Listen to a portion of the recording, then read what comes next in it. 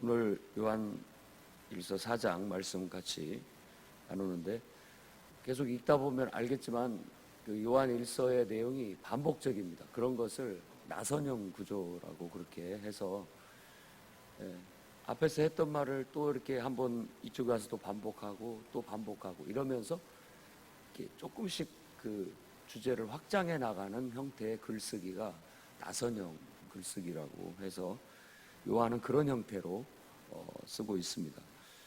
아마 그만큼 그걸 강조하고 있는 것 같아요. 그래서 사랑이라는 주제를 계속해서 반복해서 말하고 있고 그걸 확장해 나가고 있고 그 다음에 이단, 곧 적그리스도의 영에 대해서 계속해서 확장해서 얘기를 하고 있다는 것입니다. 주제가 그러니까 두 가지. 적그리스도에 대한 얘기를 할 때는 바로 우리가 하나님을 사랑하는 그 원리에 의해서 그리스도인의 신실한 진리의 말씀에 입각한 복음적인 삶을 사는 것에서 자꾸 벗어나는 것에 대해서 얘기를 하는 겁니다.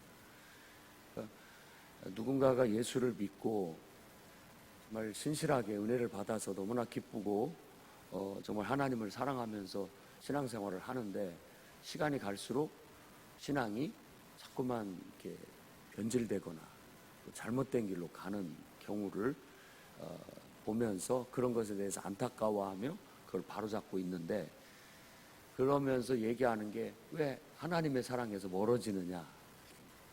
우리의 신앙의 변질과 하나님의 사랑을 연관시켜서 논증을 우리를 설득하고 있는 겁니다. 그래서 오늘 말씀도 첫째 우리가 생각해야 봐야 할 것은 영을 다 믿지 말고 영이 하나님께 속했는가 분별해라 라는 겁니다. 이 영을 우리가 하나님의 영이라고 말을 해야 맞습니다. 앞뒤가 예수께서 육체로 오신 것을 시인하는 영마다 바로 하나님께 속한 거다 라고 그렇게 얘기함으로써 그 시대에 예수님이 참 인간으로 마리아를 통해서 진짜 사람으로 태어나신 진짜 사람이다 라는 것에 대한 그 부정 그리고 믿지 않는 이단들이 있었다라는 걸 이 말씀을 통해서 추정할 수가 있습니다. 그러니까 예수께서 가현설이라고 해가지고 그냥 보통 우리도 뭐 천사 나타났을 때 사람 모습이고 똑같이 사람인 것 같지만 천사였던 것처럼 그런 식으로 하나님이 인간처럼 가현 그러니까 그냥 천사처럼 나타났을 뿐이다 라고 그렇게 얘기합니다. 그게 그렇게 믿고 싶어하는 사람들이 있죠. 예수님을 보지 못했고 또 경험하지 못한 사람들은 어떤 그 시대에 헬레니즘의 영향을 받은 헬라 철학의 영향을 받은 그런 사람들의 사고방식 속에 그런 것들이 들어있을 수가 있어서 자꾸만 예수 그리스도에 대해서 가르치고 전하다 보니까 그거에 대해서 자기식으로 해석을 하고 자기가 그동안에 배워왔던 학문, 철학에 의해서 예수님을 이렇게 변질되게 왜곡되게 해석하는 경우들이 생기게 돼서 예수님이 육체로 임하신 것 자체에 대해서 의심스럽게 생각하고 오히려 그러지 않았을 것이라고 말하는 그런 이단들이 왔다는 거예요. 그래서 3절에 적그리스도가 오리라고 했는데 벌써 이미 있다라고 하는 것은 바로 이런 식으로 예수 그리스도에 대해서 왜곡되게 변질되게 가르치거나 또 예수 그리스도의 계명, 복음, 그 복음의 원리대로 철저히 행하지 못하고 자꾸만 세상 종교를 따라가는 식으로 기독교를 변질시키거나 세상 학문을 쫓아가는 쪽으로 기독교를 변질시키거나 보통 우리들이 이렇게 짬뽕이라고 하잖아요. 그래서 섞여가지고 변질되는 것에 대해서 심각한 우려를 나타내고 있는 겁니다. 그래서 우리는 누군가가 하나님 말씀을 가르치는 것에서부터 시작해서 또 누군가가 하나님을 위해서 교회에 봉사하고 섬기는 일들 모든 하는 일들이 정말 하나님께 속했는지 분별하는 태도를 가져야 됩니다. 왜냐하면 그것 자체가 복음이기 때문에 그렇습니다. 철저하게 그리스도인의 삶은 복음의 진리에 입각해서 살아가는 삶이 돼야 됩니다. 그건 내가 하는 것이 아니라 내 안에 하나님께서 하는 것이 돼야 됩니다. 그러니까 내 지식을 가르치는 것이 아니라 내 생각을 가르치는 것이 아니라 하나님의 뜻을 전하는 것이 설교고 또 가르침이 되어야 되는 겁니다. 그러니까 우리는 늘 그런 위험성에 놓여져 있습니다. 저도 마찬가지고 또 교회 안에서 어떤 직책을 가지고 또 직분을 가지고 하는 사람들 모두에게 다 해당되는 바입니다. 하다 보면 자기 생각인데 이게 하나님의 뜻이라고 이렇게 결부시켜서 가르치다 보면 그럼 그런 것들로 인해서 문제가 될 수가 있기 때문에 항상 우리는 그걸 분별하고 스스로가 자정해야 되고 그러니까 걸러내야 되고 또 자기도 모르는 사이에 그렇게 될 수가 있습니다. 자기 생각, 자기 감정, 자기의 뜻 이런 것들이 문득문득 나올 때가 있어요. 그런 것들에 대해서 완전한 사람은 없겠습니다만은 그런 것들이 늘어나게 되면 또 좀 커지게 돼서 확장이 되게 되면 위험한 요소가 됩니다. 여러분들이 먹는 음식도 다 좋은 요소들이 들어있지만 그래도 그 중에는 해가 되는 요소도 일부 들어있을 겁니다.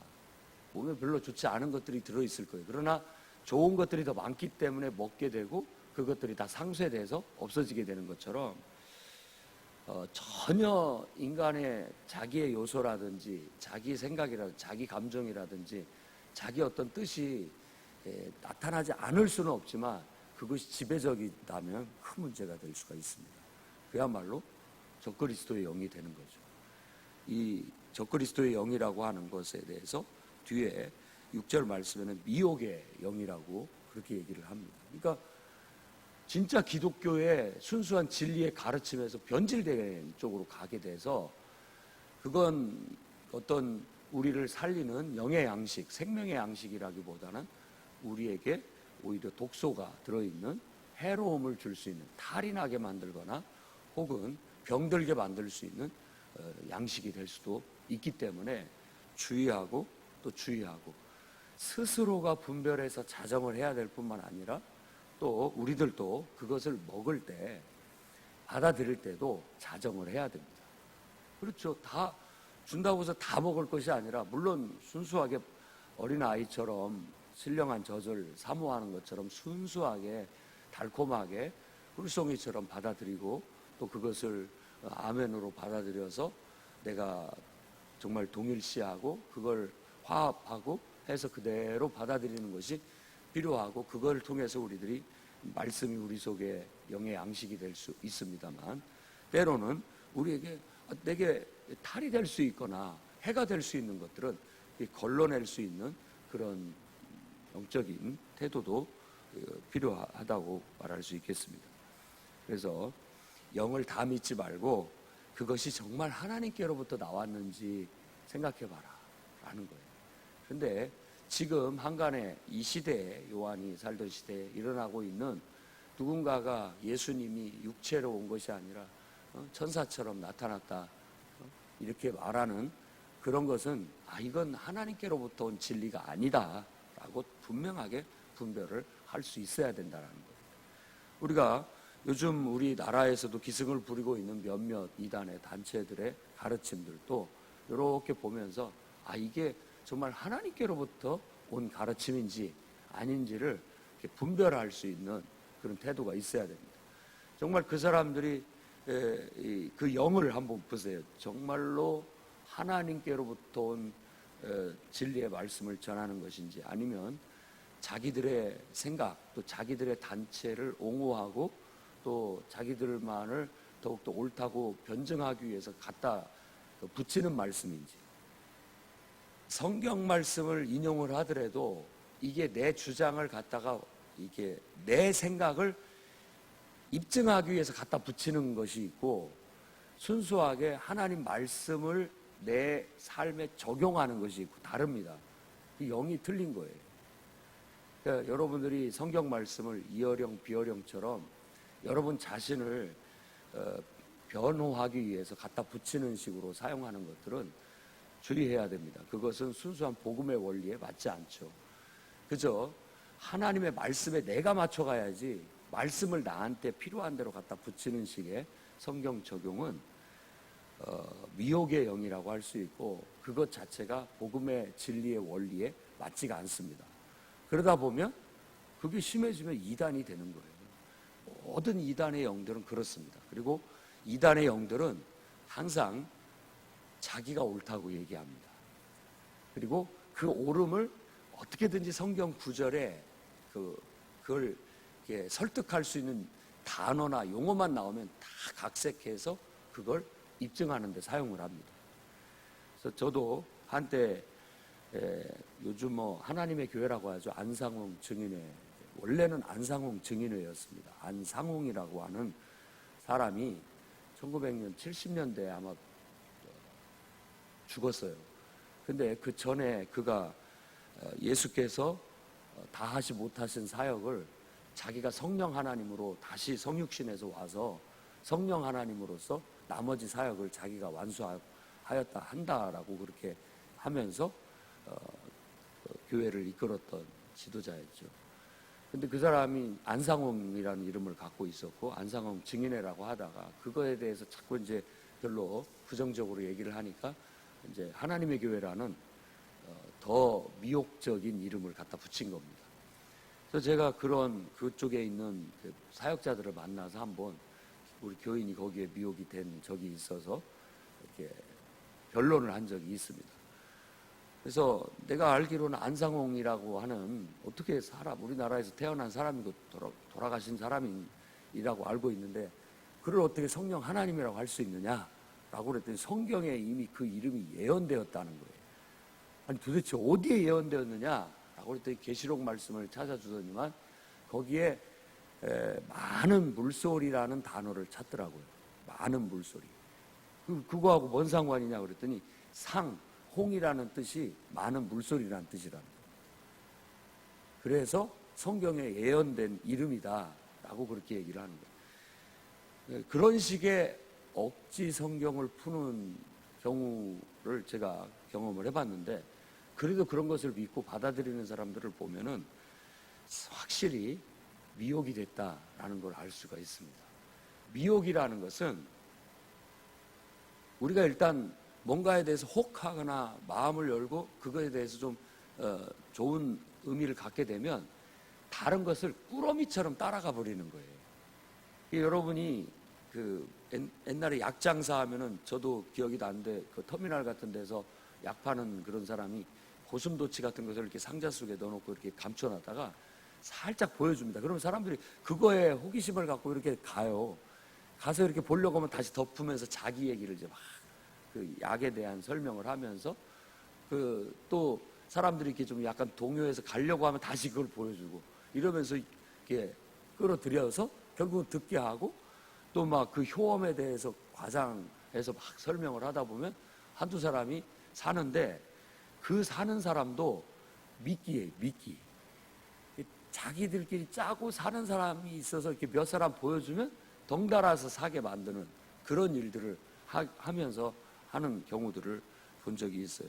그런 것처럼 이단 단체들을 보면은 대부분 그런 식의 사람들을 이렇게 유혹을 하고 미혹을 하는 그런 게 아주 익숙하게 또 전문적으로 되어져 있어서, 왜 이단에 빠지느냐라고 하는데, 사람의 심리를 교묘하게 이용하기 때문에 쉽게 그런데 빠져들게 되는 것입니다. 그리고 사람의 마음속에는 뭔가가 있어요.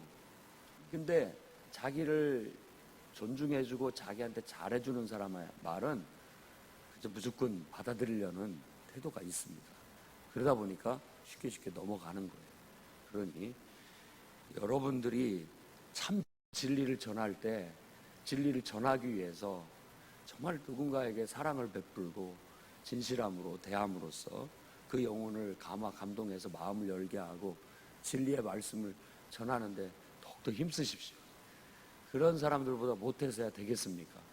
그런 사람들은 정말 천사처럼 우리에게 잘해주는 듯 하지만 결국에는 자기들의 주장, 자기들의 왜곡되거나 혹은 극단적인 어떤 가르침을 우리에게 집어넣기 위해서 그런 일들을 하고 있다는 걸 기억해야 되겠고, 적그리스도의 영 혹은 미혹의 영, 그러니까 마지막 날 일어나게 될 대대적인 하나님에 대한 반대, 그리고 하나님을 대항하여 성도들을 핍박하고 전쟁을 일으키는 그런 적그리스도적인 인물이 지금 세상에서 그 같은 영이 활동하고 있다라고 요한이 말함으로써 이 시대에만 하더라도 벌써 사도들이 전했던 복음이 왜곡되기 시작하고 변질되기 시작했다라는 걸 말하고 있는 겁니다.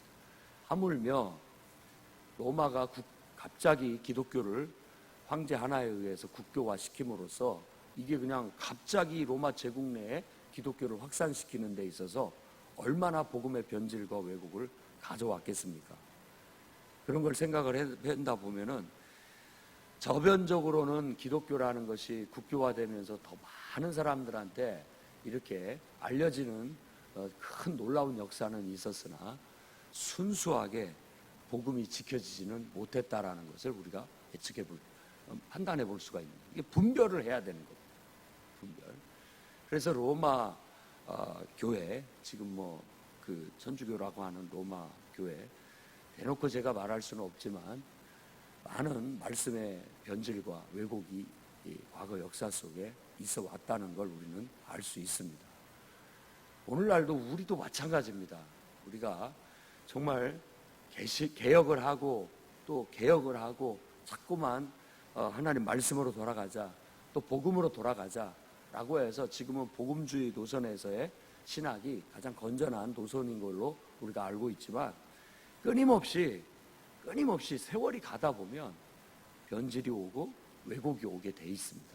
그렇기 때문에 우리 스스로가 항상 다 믿지 말고, 나를 믿지 말고, 항상 우리가 잘못될 수 있다라는 거, 잘못된 길로 이렇게 곁길로 빠질 수 있다라는 걸 기억하고, 여러분의 신앙부터, 내 신앙부터, 또 우리 교회부터 항상 자정을 통해서 더 온전하게 하나님께 속하려고 노력하고, 모든 것들을 하나님과 연관시켜 하나님께로부터 나온 것이 될 수 있도록 늘 분별하며 나아갈 수 있도록 여러분이 실천해 나가시기를 바랍니다.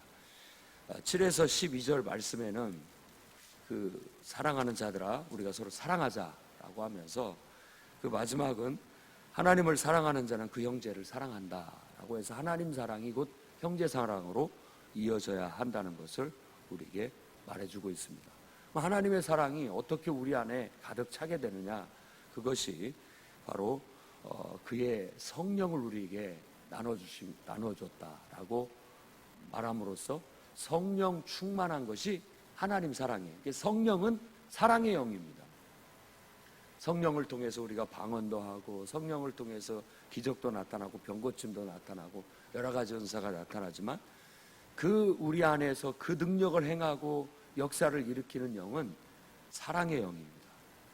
하나님 사랑이 그에 못지않게, 은사가 나타나는 것 못지않게 우리 속에 깊숙이 있어져야 됩니다. 그래서 은사도 사랑을 통해서 나타나야 된다라고 바울 사도도 바울 서신에 한 장을 사랑장이라고 할 만큼 고린도전서 13장은 사랑에 대해서 강조를 하고 있습니다. 그 사랑이 하나님 사랑이에요. 하나님 사랑. 아무리 우리가 방언을 말하고 기적을 나타내고 능력을 나타낸다 할지라도 그것이 사랑으로부터 흘러나오지 않는다면 그건 좀 의심해 볼 필요가 있다라는 겁니다.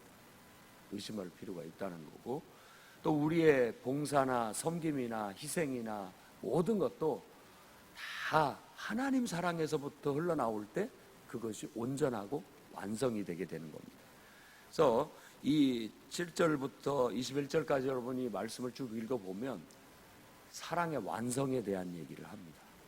사랑의 완성, 곧 하나님에 대한 우리의 믿음, 하나님에 대한 우리들의 신앙의 고백, 그리고 그것 자체가 결국은 하나님과의 깊은 어떤 세상에서 말할 수 없는 사랑이라는 용어로 다 표현되지가 않기 때문에 믿음, 사랑, 충성, 온전한 순종, 뭐 이런 용어로까지 다 어떻게 보면 묘사할 수 있는 하나님과의 깊은 온전한 연합된 관계 속에 여러분들이 들어가게 될 때 그 사랑이라는 게 완성이 되게 돼요.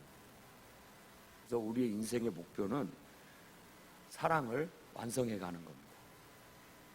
하나님에 대한 사랑을 완성해 가고 그 사랑 속에서 인간을 사랑하는, 형제를 사랑하는 형제 사랑까지 묻어 나올 때 우리의 사랑은 완성되게 됩니다. 그러니 여러분과 제가 평생을 수행하면서 사랑의 달인들이 되시기를 바랍니다.